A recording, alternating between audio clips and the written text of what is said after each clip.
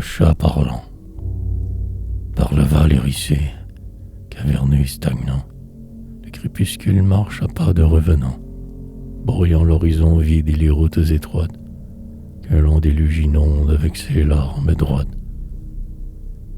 Dans une vieille chambre aux meubles non moins vieux, qui, sous le jour mourant des carreaux pluvieux, semble vouloir compter les mystères qu'il garde, un ermite et son chat, distraits, s'entre-regardent, bizarres, singuliers, fantastiques tous deux, au milieu de l'horreur qui s'accroît autour d'eux.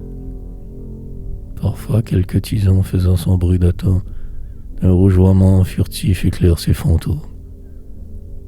Soudain, l'ancien odeur des greniers et des toits, si bariteux, profond, désabusé matois, à tous les vins gibiers du vague et du peut-être, s'exprime de la sorte, en parlant à son maître. Ainsi donc, nous avons dûment enseveli la curiosité comme la turbulence, pour goûter côte à côte au pays du silence. L'indifférence inerte et le flânant oubli.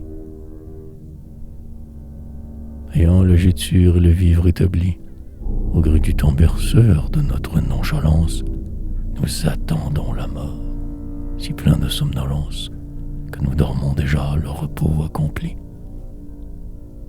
Ces paroles du chat mort dans le solitaire, et voici qu'il frémit, ce blasé volontaire, qui se croyait si bien déraciné de tout. Car, à mesure, hélas, quand lui-même il explore, il voit distinctement au fond de son dégoût des tronçons de regret se tortiller encore. Et tandis que le maître installe son tourment, et que le chat torpille débauche un nouveau somme, entre la nuit qui va nourrir inversement le calme de la bête et le frisson de l'homme,